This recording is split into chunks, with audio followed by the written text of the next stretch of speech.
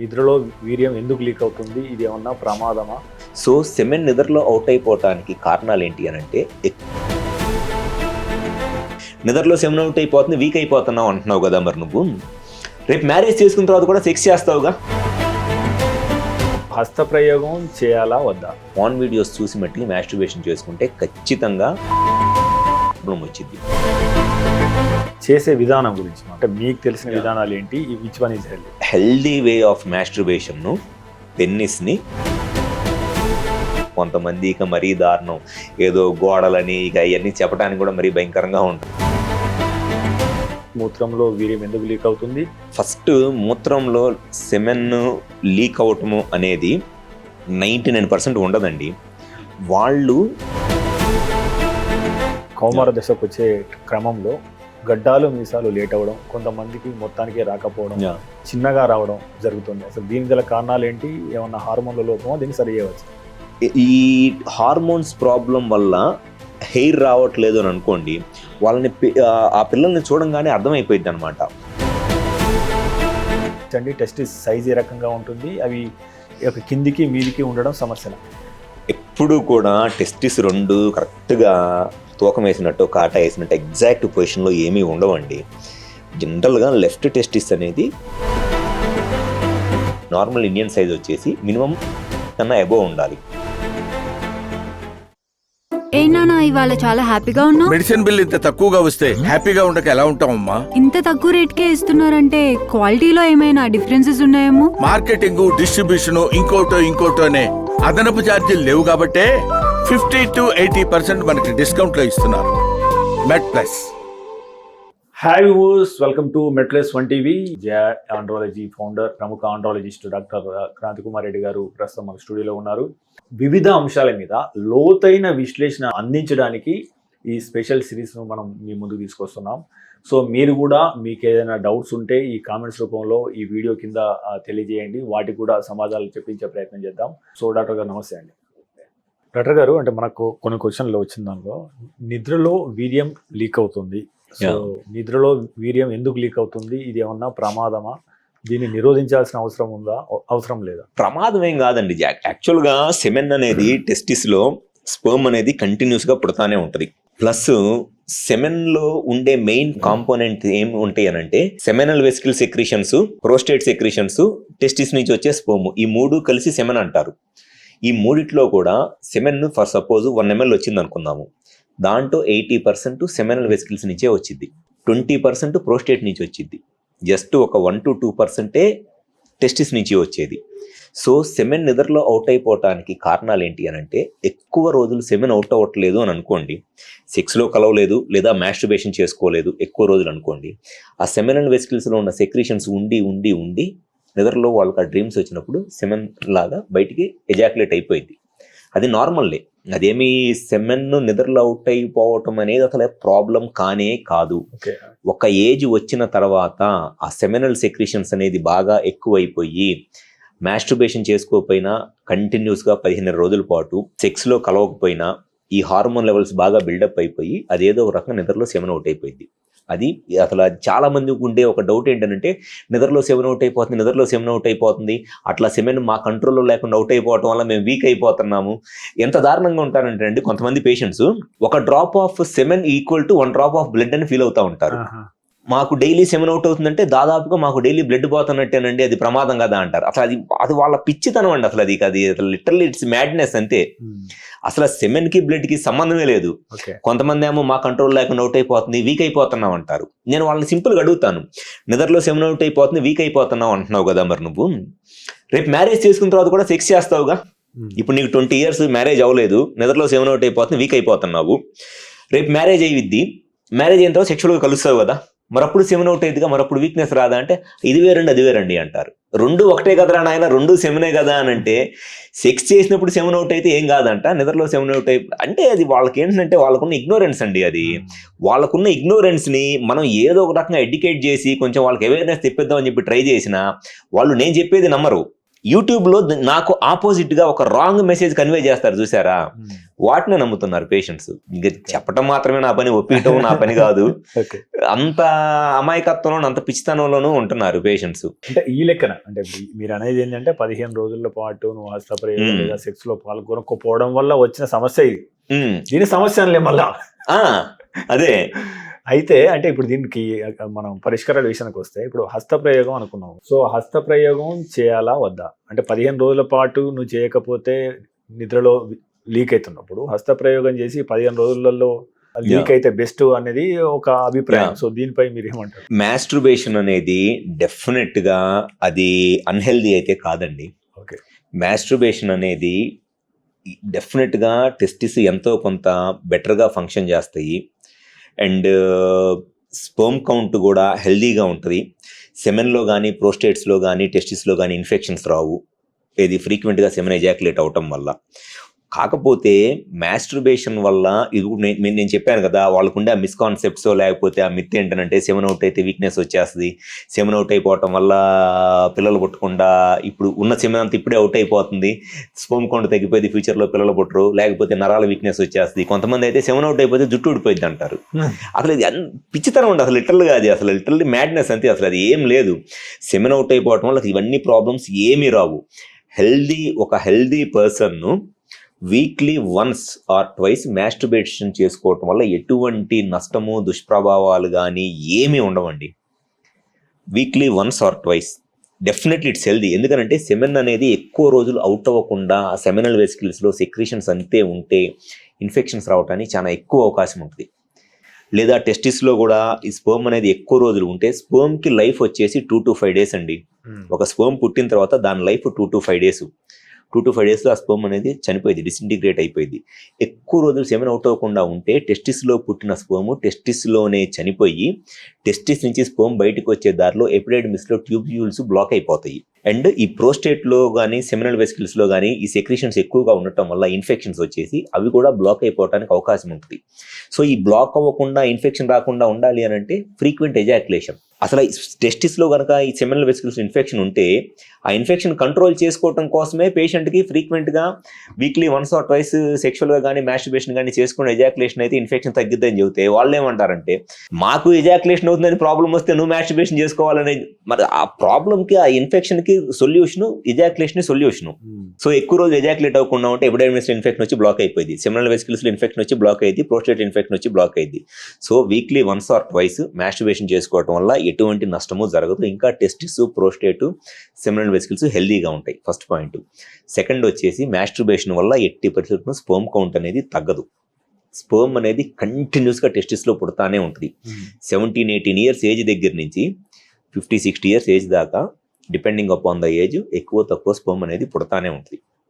And వీటితో పాటు ఇందాక మీరు అడిగినట్లు ఈ మాస్టర్బేషన్ చేసుకోవటం వల్ల వేరే రకాలైన ఏమైనా ప్రాబ్లమ్స్ వస్తాయి, ఆ ఎరెక్షన్ ప్రాబ్లం వస్తుందా అంటే ఎటువంటి ఎరెక్షన్ ప్రాబ్లమ్స్ ఏమీ రావు.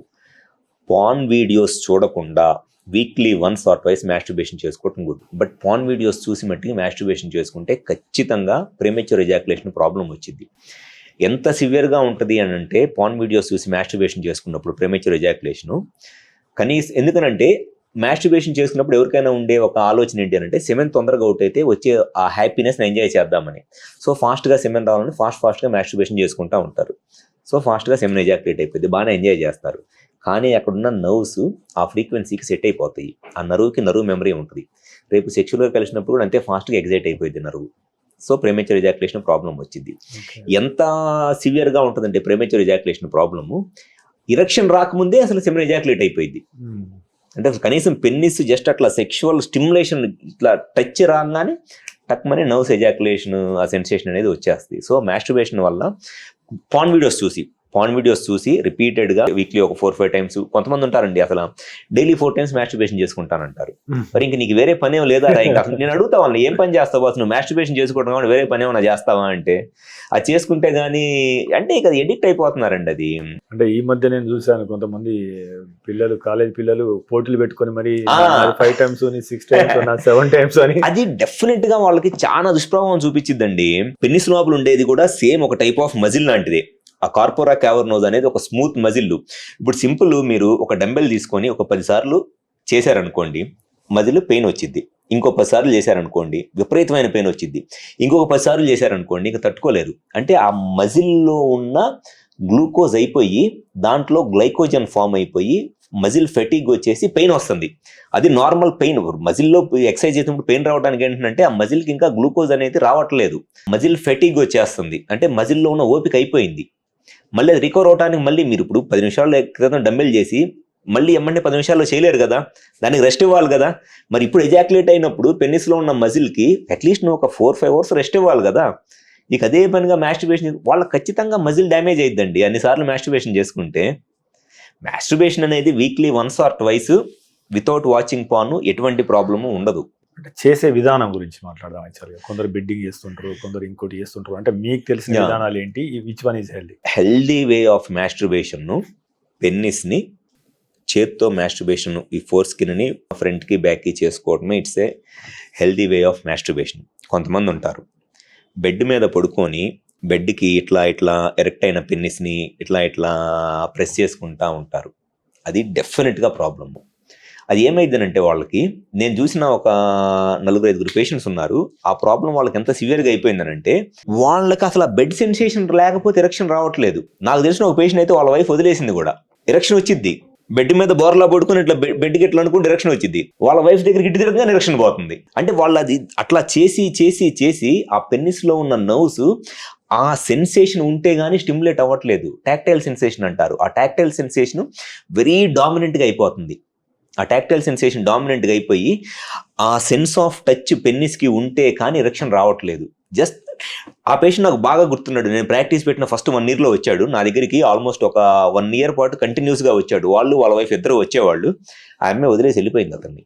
బెడ్ మీద పడుకొని ఇట్లా అనుకుంటాడు, ఎరెక్షన్ వచ్చిందంటే నాకలే తిరుగుతాడు, ఎరెక్షన్ రావట్లేదు, సంవత్సరం నుంచి సెక్స్ చేయట్లేదండి అని చెప్పి వదిలేసి వెళ్ళిపోయింది. అంత సివియర్గా ఆ ప్రాబ్లం వచ్చే అంత చేసుకున్నాడు. సో మాస్టర్బేషన్ అనేది చేత్తో ఇట్లా స్కిన్ని ఫోర్ స్కిన్ని 24గా చేసుకుంటే ఎటువంటి ప్రాబ్లం రాదు. ఇక కొంతమంది ఇక మరీ దారుణం, ఏదో గోడలని ఇక ఇవన్నీ చెప్పడానికి కూడా మరీ భయంకరంగా ఉంటుంది. బట్ హెల్దీ వే అయితే మటుకి చేత్తో మాస్టర్బేషన్ చేసుకుంటే ఏ ప్రాబ్లం రాదు. Weekly 1 or 2 that to without watching pan. Prostate సమస్యకు సర్జరీ జరిగితే సెక్స్ సామర్థ్యం తగ్గుతుందా అనేది ఒక డౌట్. ప్రోస్టేట్ ప్రాబ్లంకి జరిగే సర్జరీస్ వల్ల సెక్షువల్గా సమస్యలు అని అంటేనండి, ఒకటి ప్రోస్టేట్ ఎన్లార్జ్మెంట్ ఉండి TURP అంటారు, అంటే ట్రాన్స్యురెథరల్ రిసెక్షన్ ఆఫ్ ప్రోస్టేట్ అంటారు.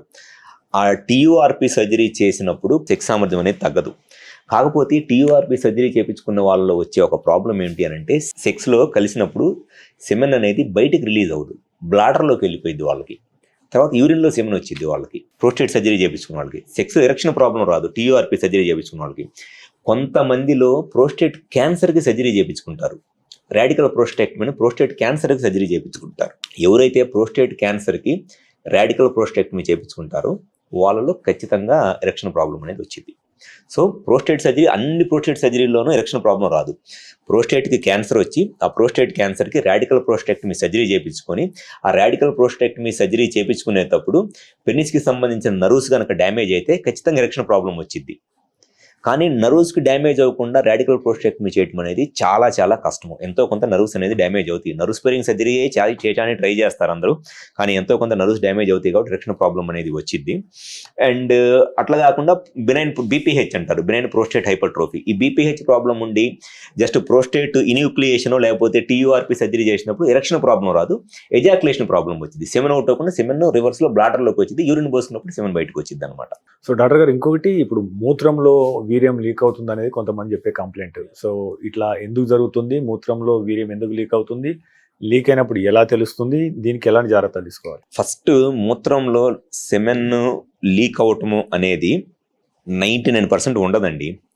వాళ్ళు ఈ యూరిన్లో కొన్నిసార్లు గమ్లాగో బంకలాగో వచ్చి దాన్నే సెమెన్ అనుకుంటా ఉంటారు. అండ్ ఇంకోటి ఏమైందంటే, సెక్షువల్గా యాక్టివ్ అయినప్పుడు పెన్నిస్ టిప్ దగ్గర 1 or 2 drops గమ్లాగా వచ్చింది. అది న్యాచురల్ లూబ్రికేషన్. సెక్స్ చేసేటప్పుడు ఆడవాళ్ళైనా మగవాళ్ళైనా సరే లూబ్రికేషన్ కోసం, ఫ్రిక్షన్ లేకుండా సెక్స్ చేయడం కోసం గమ్లాగా వచ్చింది. అది న్యాచురల్ లూబ్రికేషన్, అది సెమెన్ కాదు. మూత్రంలో సెమెన్ రావటం అనేది 99% జరగదు. యూరిన్లో ఇన్ఫెక్షన్ ఉండి దాంట్లో ఏదైనా కొంత ఫ్లేక్స్ లాగా రావటం అనేది జరిగింది. ఎప్పుడైనా సరే సెమెన్ ఎజాక్యులేట్ అవుతుంది అనంటే అది సెమెనా కాదని తెలుసుకోవాలి అని అంటే, మీకు వచ్చే గమ్ లాంటి సెమెనా కాదని తెలుసుకోవాలంటే సింపుల్, సెమెన్ ఎజాక్యులేట్ అయినప్పుడు హ్యాపీనెస్ లాంటి ఫీలింగ్ వస్తేనే సెమెన్ అవుట్ అయ్యిద్ది. ఆ హ్యాపీనెస్ లాంటి ఫీలింగ్ రాకుండా పెన్నిస్లో నుంచి ఏది వచ్చినా అది సెమెన్ కాదు. ఓకే. మాస్టర్బేషన్ చేసుకున్నప్పుడు లేకపోతే సెక్స్లో కలిసినప్పుడు సెమెన్ అవుట్ అయ్యే ముందు ఆర్గాజమ్ మీరు చెప్పినట్లు ఆ హ్యాపీనెస్ లేదా భావ ప్రాప్తి అది ఉంటారు కదా, ఆ ఫీలింగ్ వచ్చిన తర్వాత వచ్చేదే సెమెను. అసలు ఆ ఫీలింగ్ రాకుండా వచ్చేది ఏదైనా సరే గమ్ లాంటి ఒక మ్యూకస్ సెక్రీషన్స్ లూబ్రికేషన్ కానీ సెమెన్ అయితే మట్టి కాదు. కానీ చాలా మంది ఏం చెబుతారంటే మాకు యూరిన్లో సెమెన్ పోతుంది అంటారు. యూరిన్లో సెమెన్ పోదు. యూరిన్లో సెమెన్ ఎప్పుడు పోయిద్ది అని అంటే, నేను ఇందాక చెప్పా కదా, ప్రోస్టేట్ సర్జరీ చేయించుకున్నప్పుడు సెమెన్ బయటికి రాకుండా యూరినరీ బ్లాడర్లోకి వెళ్ళిపోయిద్దని. అటువంటి వాళ్ళలో యూరిన్లో సెమెన్ పోయిద్ది. ఎందుకంటే వాళ్ళకి సెక్స్లో కలిసినప్పుడు సెమెన్ బయటికి రాకుండా వెనక్కి వెళ్ళిపోయి తర్వాత యూరిన్ పోసుకున్నప్పుడు సెమెన్ వచ్చింది ఆ ప్రోస్టేట్ సర్జరీ చేయించుకున్నది. అండ్ ఇంకోటి, ఇదే ప్రోస్టేట్ ప్రాబ్లంకి టామ్సిలోసిన్ అనే ట్యాబ్లెట్ వేసుకుంటారు. ఈ టామ్సిలోసిన్ అనే ట్యాబ్లెట్ వేసుకున్నా కూడా వాళ్ళకు కూడా ఏమైందంటే ఈ సెమెన్ అనేది బయటికి రాకుండా బ్లాడర్లోకి వెళ్ళిపోయి తర్వాత యూరిన్లో సెమెన్ వచ్చింది. ఈ 2 కండిషన్స్, లేదంటే డయాబెటీస్ షుగర్ వల్ల very high diabetes uncontrol diabetes ఉన్నప్పుడు కూడా ఈ ప్రాబ్లం. ఈ 3 కండిషన్స్లో తప్పితే ఇంకా మిగతా ఏ కండిషన్లోనూ యూరిన్లో సెమెన్ రాదు.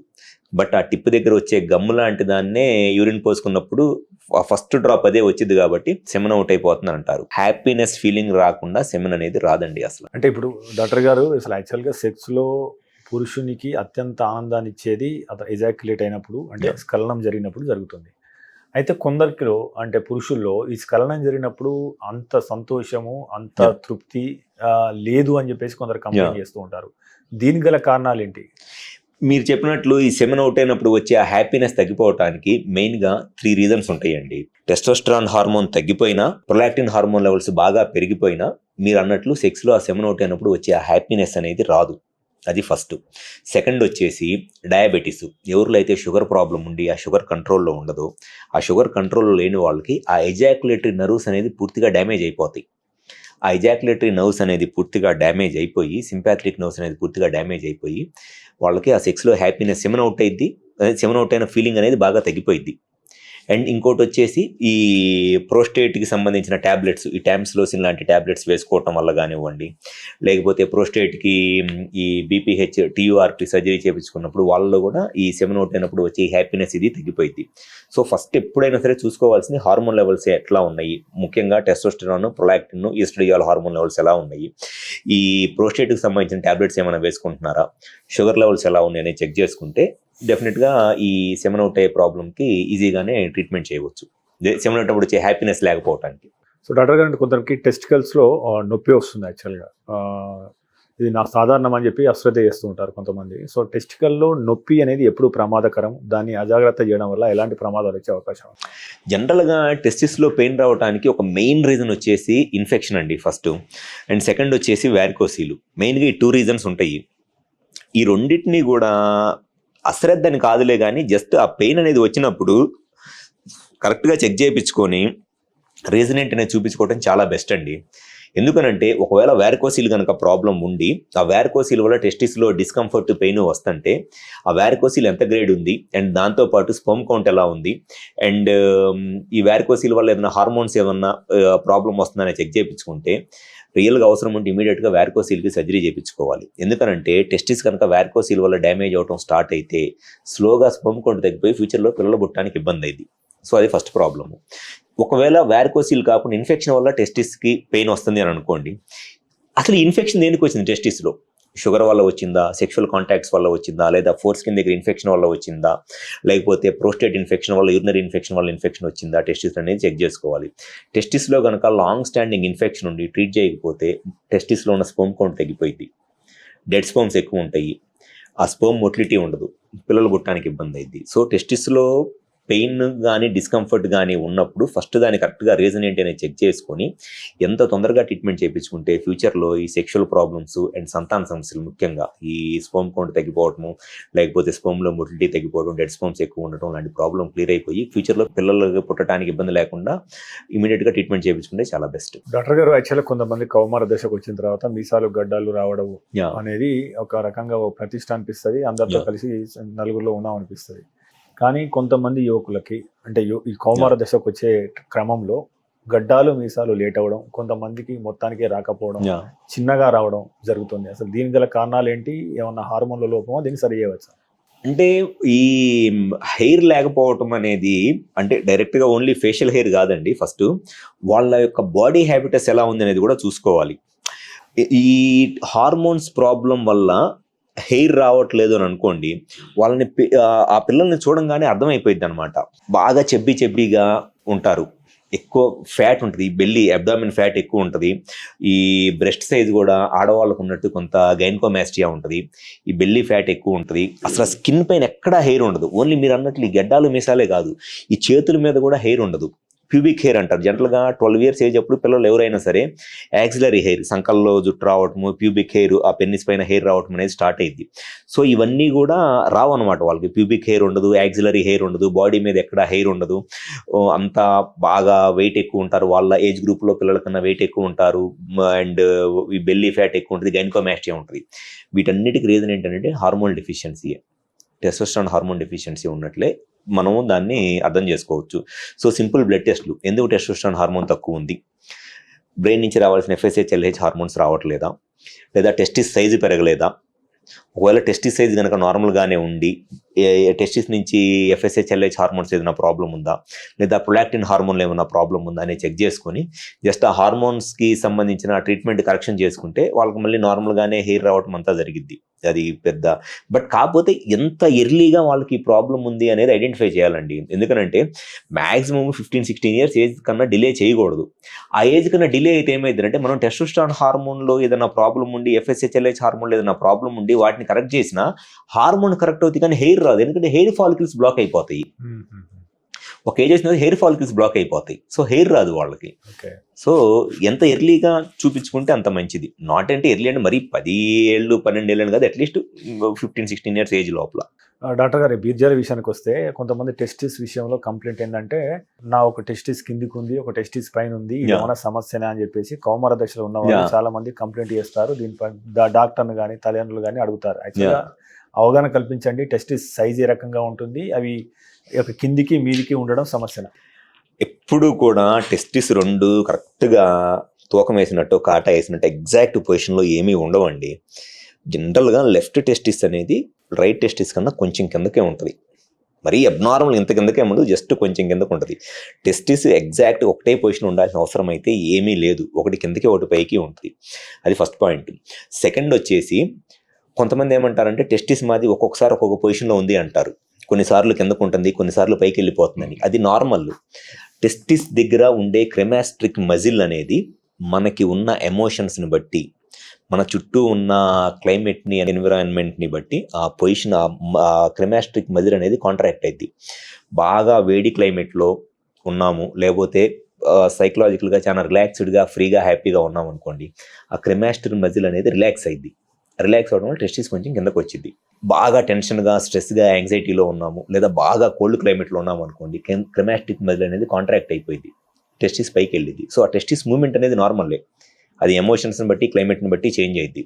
అండ్ 2 టెస్టిస్ కరెక్ట్గా ఒక పొజిషన్ ఉండాల్సిన అవసరం ఏమీ లేదు. ఒకటి కిందకైనా ఉండొచ్చు, ఒకటి పైకైనా ఉండొచ్చు. ఓన్లీ చూసుకోవాల్సింది టెస్టిస్ దగ్గర బ్లడ్ వెజల్స్లో ఏమైనా మరీ కిందకు ఉన్నప్పుడు వారికోసిల్ లాంటి ప్రాబ్లం ఏమైనా ఉందనేది ఒక్కటి చెక్ చేసుకోవాలి. అది జస్ట్ వాళ్ళు చూసుకున్న అర్థమైపోయింది. మరి ఇట్లా పట్టుకుంటే వానపాము లాగా తగులుతా ఉన్నాయా, వెయిన్స్ అనేది చూసుకుంటే అర్థమైపోయింది. స్కిన్ పైన నుంచి కనపడుతున్నాయి వానపాము లాగా, ఇట్లా వారికోసిల్ లాంటి ఏమైనా ప్రాబ్లం ఉందా అనేది.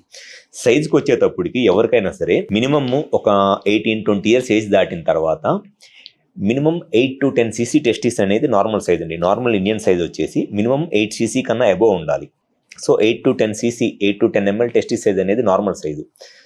8 కన్నా తక్కువ ఉంది అన్నప్పుడు 6 to 8 cc అనేది మోడరేట్ టెస్టిస్ సైజు. ఓకే, పర్లేదు, మరీ చిన్నది కాదు. ఓకే, 5 cc కన్నా చిన్నగా ఉంది అంటే ఖచ్చితంగా చిన్న టెస్టిసే. సో ఈ టెస్టిస్ సైజ్ అనేది సింపుల్గా క్లినికల్గా ఎగ్జామినేషన్ చేసినా తెలిసిద్ది, లేదంటే అల్ట్రాసౌండ్ స్కానింగ్ చేయించుకున్నా తెలిసిద్ది. సో టెస్టిస్ పొజిషన్ దగ్గరికి వచ్చేటప్పటికి ఒకటి కిందకి ఒకటి పైకున్న ఇబ్బంది ఏం లేదు. సో కానీ మరీ కిందకి ఉండి టెస్టిస్ దగ్గర ఈ వెయిన్స్ డైలేట్ అయిపోయి వారికోసిల్ ప్రాబ్లం ఉంటే అది డెఫినెట్గా ఇమీడియట్గా సర్జరీ చేయించుకోవాలి. అండ్ ఈ ఎమోషన్స్ని బట్టి, క్లైమేట్ని బట్టి టెస్టిస్ పైకి వెళ్ళిద్ది, కిందకు వస్తూ ఉంటుంది. అండ్ సైజ్ వచ్చేటప్పుడు మినిమం 8 cc కన్నా అబోవ్ ఉండాలి. 6 to 8 అనేది ఓకే, మోడరేటు, ప్రాబ్లం ఏం లేదు. 6 కన్నా తక్కువ ఉంటే బట్టి డెఫినెట్లీ స్మాల్ టెస్టిస్ అని చెప్తాం. మెడ్ ప్లస్ లో అదే మెడిసిన్ అదే క్వాలిటీ, మార్కెటింగ్ డిస్ట్రిబ్యూషన్ ఇంకోటి అంటూ వీళ్ళకి అదనపు ఛార్జీలు ఉండవు. అందువల్లే 50 to 80% డిస్కౌంట్ లో మనకు అందిస్తున్నారు. డాక్టర్ గారు, అంటే సాధారణంగా హైడ్రోసిల్ అంటాం కదా, సో హైడ్రోసిల్ ఉన్నప్పుడు టెస్టిసైడ్ సైజు పెరగడం జరుగుతుంది, Yeah. అబ్నార్మల్గా పెరగడం జరుగుతుంది. సో ఇలా ఎందుకు జరుగుతుంది, దీన్ని మనం ప్రారంభంలో ఎలా గుర్తించాలి? జనరల్గా హైడ్రోసిల్ వల్ల టెస్టిస్ సైజ్ పెరగదండి. టెస్టిస్ చుట్టూతా ట్యూనికా ఆల్బుజినియా అనే ఒక లేయర్ ఉంటుంది, అండ్ ట్యూనికా వెజైనాలిస్ అనే లేయర్ ఉంటుంది. 3 లేయర్స్ ఉంటాయి. సో ఈ ట్యూనికా వెజైనాలిస్ లోపల వాటర్ ఫామ్ అయింది. టెస్టిస్ సైజ్ నార్మల్గా ఇంతే ఉంటుంది. దీని చుట్టూతా ఇట్లా ఉన్న ట్యూనికా వెజైనాలిస్లోకి వాటర్ వచ్చేసి టెస్టిస్కి ట్యూనికా వెజైనాలిస్ మధ్యలో వాటర్ రావటం వల్ల టెస్టిస్ సైజ్ పెరిగినట్టు ఉంటుంది, కానీ టెస్టిస్ సైజ్ నార్మల్గానే ఉంటుంది. ఆ ట్యూనికా వెజైనాలిస్లోకి వాటర్ రావటం వల్ల దాన్ని హైడ్రోసిల్ అంటారు. అది సింపుల్ ప్రొసీజర్. హైడ్రోసిలెక్టమీ చేయించుకొని ఆ వాటర్ తీసేసి ఆ ట్యూనికా వెజైనాలిస్ అనే దాన్ని మనము సూచర్ చేసేసామనుకోండి, ఇంకా ఫ్యూచర్లో మళ్ళీ వాటర్ రాదు. సో హైడ్రోసిల్ వల్ల ఎట్టి పరిస్థితుల్లోనూ టెస్టిస్ సైజ్ పెరగదు. టెస్టిస్ చుట్టూతా వాటర్ రావటం వల్ల టెస్టిస్ సైజ్ పెరిగినట్టు అనిపించింది, అంతేగాని టెస్టిస్ సైజ్ అయితే ఏమీ పెరగదు. అండ్ హైడ్రోసిల్ వల్ల ఎటువంటి సెక్షువల్ సమస్యలు, ఎటువంటి సంతాన సమస్యలు రావు. ఓన్లీ వచ్చేది ఏంటంటే ఆ టెస్టిస్లో బరువుగా ఉండి డిస్కంఫర్ట్ వచ్చింది, అంతే తప్పితే సంతాన సమస్యలు, సెక్షువల్ సమస్యలు కూడా ఏమి రావు అసలు హైడ్రోసిల్ వల్ల. ఓకే, అంటే దాన్ని వీలైన త్వరగా తీసేసుకోవడం మంచిదంట. అది సైజ్ కనుక మరీ బాగా పెద్దగా అయిపోతుంది, వాటర్ మరీ ఎక్కువ అయిపోతుంది అని అనుకోండి, ఆ డిస్కంఫర్ట్ ఉంటుంది కదా, బరువుగా అనీజీగా డిస్కంఫర్ట్గా ఉంటుంది. అండ్ ఇప్పుడు టైట్గా అండర్వేర్లు వేసుకున్న కొంత ఉబ్బుగా కనపడినట్లు ఉంటుంది. కాబట్టి హైడ్రోసిల్ కనుక స్కాన్లో ఒక 30 ml 40 ml కన్నా ఎక్కువ వాటర్ ఉందనుకోండి, అన్నెసెసరీ న్యూసెన్స్. అది ఇమీడియట్గా సర్జరీ చేయించుకుంటే సింపుల్గా అయిపోయింది. Simple day care procedure. Morning చేయించుకుని ఈవినింగ్ కల్లా వెళ్ళిపోవచ్చు, నెక్స్ట్ డే నుంచి వాళ్ళ వర్క్ ఏదైనా సరే వెళ్ళిపోవచ్చు. అండ్ ఒకసారి లైఫ్లో హైడ్రోసిల్ సర్జరీ చేయించుకుంటే ఇంకా లైఫ్లో మళ్ళీ ఆ ప్రాబ్లం రాదు. చేసిన సైడ్ వస్తే ఆపోజిట్ సైడ్ రావచ్చులే, కానీ చేసిన సైడ్ అయితే మళ్ళీ లైఫ్లో రాదు మళ్ళీ ఆ ప్రాబ్లం. హైడ్రోసిల్ చాలా simple surgery. So hydrocele problem ఉంటే దానికి సైజుని బట్టి ఇమీడియట్గా సర్జరీ చేయించుకుంటేనే బెటర్. సో పురుషాంగాన్ని ఎలా క్లీన్ చేసుకోవాలనేది విషయానికి వస్తాయి. యాక్చువల్గా అంటే కొంతమంది అక్కడ పిహెచ్ వేరే ఉంటుంది, మొహానికి పిహెచ్ వేరే ఉంటుంది, కాబట్టి అక్కడ వేరే వాడాలి అనేది కొంతమంది ప్రమోట్ చేస్తున్నారు యాక్చువల్గా. సో యాక్చువల్గా నిజమేంటి? యాక్చువల్గా ప్రైవేట్ పార్ట్స్ను ఎలా క్లీన్ చేసుకోవాలి, సో ఎట్లా చేయాలి? అదేనండి, ఫోర్ స్కిన్ బాగా ఎక్కువగా ఉండి ఫ్రీగా వెనక్కి వెళ్ళకపోవడం, లేదా ఫోర్ స్కిన్ ఫ్రీగా వెనక్కి వెళ్ళినా ఆ లోపల డెడ్ సెల్స్ అనేది కంటిన్యూస్గా ఎక్స్ఫోలియేట్ అవుతూ ఉంటాయి. ప్లస్ అక్కడ ఉన్న కొంత ఆయిల్ సెక్రీషన్స్, అండ్ ఈ పెన్నిస్ అనేది కంప్లీట్గా అక్కడ హెయిర్ ఉండి గాలి ఆడక ఈ సెక్రీషన్స్ అనేది ఎక్కువగా ఉండి స్మెగ్మా అనేది ఫామ్ అయింది. వైట్ లేయర్ లాంటి స్మెగ్మా అనేది ఫామ్ అయింది. దాన్ని 1 or 2 days పాటు క్లీన్ చేసుకోకపోతే వాసన కూడా వచ్చేస్తుంది, ఫౌల్ స్మెల్ లాంటిది కూడా వచ్చేస్తుంది. పేరెంట్స్ అలవాటు చేయాలి పిల్లలకి. డైలీ స్నానం చేసేటప్పుడు స్కిన్ రిట్రాక్ట్ చేసుకొని సోప్తో క్లీన్ చేసుకోవాలి. సోప్తో క్లీన్ చేసుకోవటం వల్ల ఎటువంటి ప్రాబ్లము ఏమీ రాదండి. సోపుల్లో జస్ట్ పీహెచ్ ఏదన్నా ఒక 0.1 0.2 పీహెచ్లో ఏమైనా డిఫరెన్స్ ఉంటుంది, కానీ ఏమి యాసిడ్లో ఏం కాదు. నిజంగా యాసిడ్ ఒకవేళ ఇప్పుడు సోప్తో క్లీన్ చేసుకుంటే ప్రాబ్లం అని చెప్పి అనుకుంటున్నారు అనుకోండి, మరి సర్కంసేషన్ చేయించుకునే వాళ్ళకి అసలు వాళ్ళు క్లీన్ చేసుకోకపోయినా సోప్ వాటర్ దాని మీద పడుతుందిగా. సర్కంసిషన్ మీరు స్కిన్ వెనక్కి పుల్ చేసుకొని క్లీన్ చేసుకుంటే సోప్ వల్ల పెన్నిస్ డ్యామేజ్ అయ్యిద్ది అని అనుకుంటే, మరి ఆల్రెడీ సర్కంసిషన్ చేయించుకున్న ముస్లిమ్స్ అందరూ ఏమైపోవాలి? వాళ్ళు స్నానం చేసేటప్పుడు వాళ్ళు వద్దన్నా సోప్ వాటర్ దాని మీద పడుతుంది కదా, మరి వాళ్ళకేం కాలిపోవట్లేదుగా పెన్నిస్ ఏమి. వాళ్ళు అందరిలాగే మనలాగే ఉంటున్నారుగా, వాళ్ళు సెక్షువల్గా నార్మల్గానే కలుస్తున్నారు, వాళ్ళకి పిల్లలు పుడుతున్నారు, వాళ్ళకి అంతా నార్మల్గానే ఉంటుందిగా. ఇవన్నీ జస్ట్ కొన్ని ప్రొడక్ట్స్ని అమ్ముకోవటానికి చేసే మార్కెటింగ్ ట్రిక్స్. ఏది పెన్నిస్ని క్లీన్ చేసుకోవాలంటే ఒక టైప్ ఆఫ్ పీహెచ్ కావాలి, ముఖాన్ని క్లీన్ చేసుకోవాలంటే ఒక టైప్ ఆఫ్ పీహెచ్ కావాలి, ఇంకేదో క్లీన్ చేసుకోవాలంటే ఇంకేదో పీహెచ్ కావాలి. ఇవన్నీ ఏమి ఉండవండి. నార్మల్ సోప్ పెట్టి బాడీలో ఉన్న head to toe A part అయినా క్లీన్ చేసుకోవచ్చు, ఏమి అవ్వదు. అది ఏమి యాసిడ్లు ఏమి ఉండవు, దాంట్లో కాలిపోయే యాసిడ్లు ఏమి ఉండవు. ఎందుకంటే నేను చెప్పిన సింపుల్ లాజిక్. సర్కంసిషన్ చేయించుకున్న ముస్లిమ్స్ అందరికీ వద్దన్న వాటర్ సోప్ పడుతుంది కదా, దాని మీద ఏం కాదు. సో ఓన్లీ ఏంటంటే పిల్లలకి చెప్పాల్సింది ఏంటి అని అంటే, క్లీన్ చేసుకోవడం అనేది ఇంపార్టెంట్. డైలీ స్నానం చేసేటప్పుడు మార్నింగ్ ఈవినింగ్ స్కిన్ క్లీన్ చేసుకోండి. స్నానం చేయడం అంటే ముఖం కడుక్కోవటము, ముఖానికి ఫెయిర్ అండ్ లవ్లీ రాసుకోవడం. కనీసం ముఖానికన్నా ఫెయిర్ అండ్ లవ్లీ ఉంది, దీనికి ఫెయిర్ అండ్ లవ్లీ కూడా లేదు రాసుకోవడానికి. సో దీనికి ఉన్న ఒకటి ఏంటంటే క్లీన్ చేసుకోవడమే. డైలీ హ్యాపీగా క్లీన్ చేసుకుంటే అయిపోయింది దానికి. ఇంకో డాక్టర్ గారు, సాధారణంగా శరీరంలో ఏ భాగానికైనా సూర్యరశ్మి పడుతుంది, సో కానీ దానికి సురక్షణ పడదు. సో రెండవది ఇప్పుడు ఎండాకాలంలో ముఖ్యంగా Yeah. అంటే సాధారణంగా ఈ వేసవికి యాక్చువల్గా అక్కడ ఎక్కువ స్వెట్ లాంటివి Yeah. వచ్చేసి సైడ్లకి ఇబ్బంది అవుతుంది యాక్చువల్గా. Yeah. సో అంటే దానికి ఏమన్నా పరిష్కారాలు ఏమన్నా? ఏం అవసరం లేదండి. అక్కడ మెయిన్గా పెన్నిస్ దగ్గర కానీ లేకపోతే టెస్టిస్ దగ్గర కానీ డైలీ స్నానం చేసేటప్పుడు క్లీన్ చేసుకొని అక్కడ హెయిర్ అబ్నార్మల్గా గ్రో అవ్వకుండా నార్మల్గా ఉంటే చాలు. అండ్ ఇంకొక ప్రాబ్లం ఏంటి అని అంటే చాలామంది రేజర్ పెట్టి షేవింగ్ చేసేస్తారు కంప్లీట్గా. ఆ రేజర్ పెట్టి కంప్లీట్గా షేవింగ్ చేయడం వల్ల కూడా కొన్నిసార్లు ఏమవుతుందంటే hair follicles, ingrown hair follicles అంటారు. ఆ హెయిర్ ఫాలికల్స్ అనేది, ఇన్గ్రోన్ హెయిర్ ఫాలికల్స్ అనేది అక్కడక్కడే గ్రో అయిపోయి దానివల్ల కూడా కొంత ఇన్ఫెక్షన్ వస్తుంది. జస్ట్ ట్రిమ్మర్ పెట్టి ఆ హెయిర్ అనేది చేసేసుకుంటే సరిపోయిద్ది. కంప్లీట్గా షేవ్ చేయకుండా బెస్ట్ అయితే మటుకి ట్రిమ్మర్ పెట్టుకొని హెయిర్ అనేది ఆ సూపర్ ప్యూబిక్ హెయిర్ అనేది ట్రిమ్ చేసుకోవడం బెస్ట్, కంప్లీట్గా రేజర్ పెట్టి చేసుకోవడం కన్నా. రేజర్ పెట్టి చేసుకుంటే ఈ ఫాలికులైటిస్ అంటారు, ఈ ఫాలికులైటిస్ లాంటి హెయిర్ ఇన్ఫెక్షన్స్ రావడానికి ఛాన్సెస్ ఎక్కువ ఉంటాయి. ఎందుకంటే మీరు చెప్పినట్లు అక్కడ గాలాడదు, ఎక్కువ చెమట పట్టింది కాబట్టి. అండ్ చేయకూడని ఇంకొక పని ఏంటి అని అంటే చాలామంది స్నానం అయిపోయిన తర్వాత ముఖానికి రాసుకున్న పౌడర్ మళ్ళీ అక్కడ కూడా రాసుకుంటూ ఉంటారు. ఆ పౌడర్ లాంటిది రాసుకోవటం వల్ల ఈ సెబేషియస్ గ్లాండ్స్ ఉంటాయి, ఆ గ్లాండ్స్ డక్ట్స్ బ్లాక్ అయిపోతాయి. ఈ పౌడర్ వల్ల డక్ట్స్ బ్లాక్ అయిపోయి సెబేషియస్ సిస్ట్ లాంటి సిస్టులు రావడానికి ఛాన్స్ ఉంటుంది. సో పౌడర్లు గౌడర్లు ఏమీ అవసరం లేదు. స్నానం చేసేటప్పుడు శుభ్రంగా క్లీన్ చేసుకొని ఆ హెయిర్ అనేది విపరీతంగా పెరగకుండా జస్ట్ పీరియాడికల్గా 20 డేస్కి ఒకసారి, 1 మంత్కి ఒకసారి ట్రిమ్ చేసుకుంటే, కంప్లీట్గా షేవ్ చేసుకోకుండా జస్ట్ ట్రిమ్ చేసుకుంటే చాలు, అంతకుమించి ఇంకేం అవసరం లేదు. అంటే కొంతమంది అంటే సపరేట్ క్రీమ్స్ పెట్టి హెయిర్ రిమూవల్స్ వాడతారు, అది ప్రమాదమా?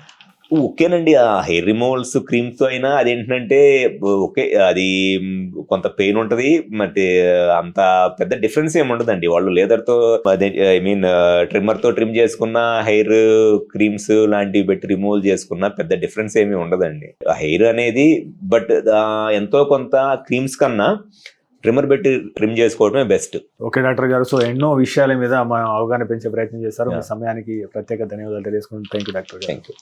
సో వ్యూవర్స్, ఇది ఈ స్పెషల్ ఎపిసోడ్. చూస్తూనే ఉండండి మెట్లెస్ 1 TV.